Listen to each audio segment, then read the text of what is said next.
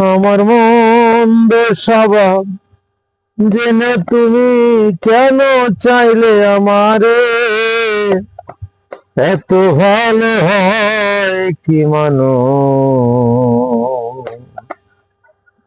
নিজের ক্ষতি করে? এত ভালো হয় কি মানুষ নিজের ক্ষতি করে? আমার মন স্বভাব যেন তুমি কেন চাইলে আমারে? এত ভালো হয় কি মানুষ নিজের ক্ষতি করে?